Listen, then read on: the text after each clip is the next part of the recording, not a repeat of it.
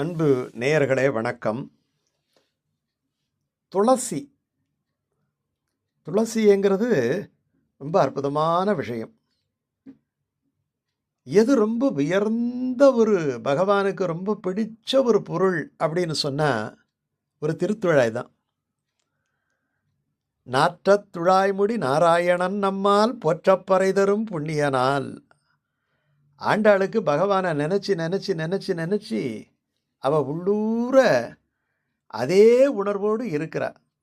அப்படி நினைக்கும் பொழுது பகவான் தன்னோடு சேரவில்லையே என்று நினைத்து அவளுக்கு உடம்பெல்லாம் ரொம்ப வீணாக போயிட்டே இருக்குது. அவள் உயிர் பிழைப்பாளா மாட்டாளா அப்படின்ட்டு எல்லாரும் காத்துக்கிட்டு இருக்கும்போது, நான் உயிர் பிழைக்க வேண்டும் என்றால் ஒரே ஒரு விஷயம் செய்யுங்க, அங்கே கோயிலுக்கு போங்க.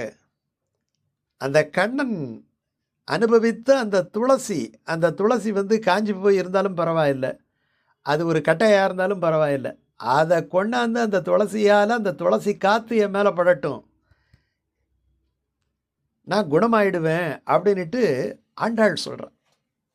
கண்ணன் ஒரு இடத்துல வந்துட்டு போயிருக்கிறானா இல்லையாங்கிறத இந்த திருப்பாவையில் சொல்லுகின்ற பொழுது ரொம்ப அற்புதமாக சொல்கிறா. கண்ணன் உன் வீட்டுக்கு வந்துட்டு போயிருக்கிறானே, அது எப்படி உனக்கு தெரியும்னுட்டு அந்த பெண் கேட்கும் பொழுது இந்த பெண் சொல்கிறா, அதான் உள்ளே இருந்து துளசி வாடை அடிக்குதே.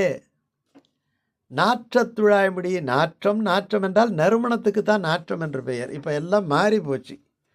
நம்ம நாறுது அப்படின்னு சொன்னாலே அது துர்நாற்றத்தை குறிப்பதாக அப்படி கலாச்சாரம் மாறிடுச்சு. இதெல்லாம் நல்லதோ, நாற்றம் என்றாலே நறுமணத்துக்கு தான் நாற்றம், நாள் என்றாலே நல்ல நாளுக்கு தான் நாள் இல்லையா? அதுக்கு ஆப்போசிட்டன்னா கெட்ட நாள்னுட்டு அர்த்தம். கெட்ட நாள் நல்ல நாள் என்று கிடையாது. நாளன்னாலே நல்ல நாள், கெட்ட நாள்னா அது தான், அதாவது துர்நாற்றம்னு சொல்கிறோம் இல்லையா, அந்த மாதிரி அது. அப்படிப்பட்ட ஒரு துளசி ஒரு வீட்டில் இருந்தால் பகவான் கிருஷ்ணனுடைய சாநித்தியம் இருக்கிறது என்ற அர்த்தம். ஒரு நண்பர் சொன்னார், அந்த துளசியை டெய்லி அவங்க பூஜை பண்ணிகிட்டே இருப்பாங்க. அப்படி பூஜை பண்ணும் பொழுது அவங்களுக்கு சில நேரத்தில் அமானுஷ்யமாக தெரியும்.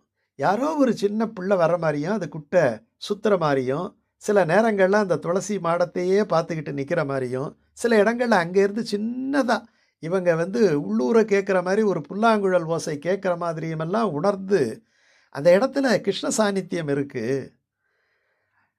கூட மகாலட்சுமி அழிச்சுக்கிட்டு நந்தவனத்தில் அந்த வைகுந்தத்திலே நந்தவனமெல்லாம் இருக்கான். அப்படி இருக்கும் பொழுது பல்வேறு விதமான புஷ்பங்கள், வண்ண வண்ண புஷ்பங்கள், அந்த புஷ்பங்களெல்லாம் பூத்து குலுங்குவதை பார்த்து கொண்டே செல்வானாம் பகவான்.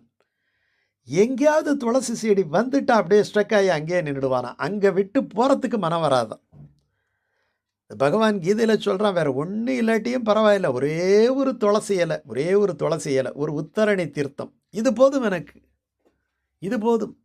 இப்போ என்ன கேள்வினா, அந்த துளசி முன்னாடி எல்லார் வீட்லேயும் அந்த துளசி வச்சுருப்பாங்க. பஜனை மடங்கள்லாம் துளசி இருக்கும். அந்த துளசி இல்லாத பூஜையே இருக்காது. துளசி தீர்த்தத்தால் இந்த துவய மந்திரத்தை சொல்லி நம்ம அபிமந்திரித்து விட்டோம் என்று சொன்னால் அது புண்ணியாதானம் செய்த மாதிரி அர்த்தம். அந்த துளசியை எடுத்து நம்ம தலையில், பகவானுடைய திருவடி துளசியை எடுத்து தலையில் வச்சுக்கிட்டோம்னா நமக்கு ஒரு பெரிய ராஜ்யபாரம் கிடைத்ததாட்டம் ஒரு பெருமை. அது எல்லாவற்றிலிருந்தும் எல்லா பாதகங்களிலிருந்தும் நம்மை காப்பாற்றும். அப்படிப்பட்ட ஒரு துளசி செடியை பால்கனியில் நம்ம வைக்க முடியுமா?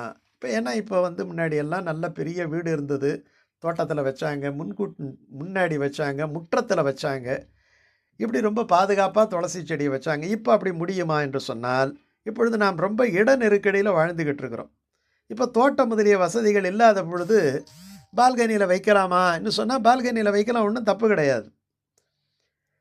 துளசி செடி என்பது ஏதோ வீட்டில் இருக்கக்கூடிய ஒரு வாஷிங் மிஷினு, ரெஃப்ரிஜரேட்டர் போல் அல்ல. அது தெய்வ சாநித்தியம் உள்ள செடி, அந்த உணர்வு இருக்கணும்.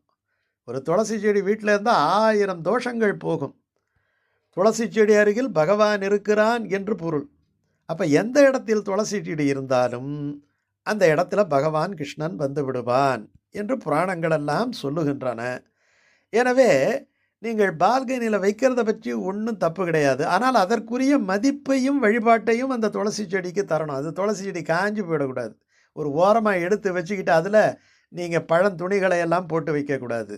வீட்டிலே இருக்கக்கூடிய குப்பைகளை எல்லாம் கொண்டு போய் அங்கே சேர்க்கக்கூடாது. இந்த கண்டிஷன் இருந்தால் நீங்கள் பால்கனியில் வைக்கலாம். தினசரி ஒரு விளக்கேற்றி வைக்கணும், தினசரி அதுக்கு ஒரு பூஜை பண்ணணும். அந்த இடம் ரொம்ப சுத்தபத்தமாக இருக்கணும். அழுக்கு எல்லாம் அந்த இடத்துல இருக்கக்கூடாது. கோலம் போடணும் அந்த இடத்துல. தினசரி ஒரு விளக்கேற்றி ஏதாவது ஒரு புஷ்பமாவது அந்த துளசி செடிக்கு வைக்கணும். இப்படியெல்லாம் நீங்கள் பராமரிக்க முடியும். அப்படி என்று சொன்னால் இந்த துளசி செடியை உங்கள் வீட்டிலே பால்கனியில் வைப்பதில் ஒரு தவறும் கிடையாது. பலரும் வைத்திருக்கிறார்கள், வழிபாடு நடத்தி கொண்டிருக்கிறார்கள், நன்றாகவும் இருக்கிறார்கள்.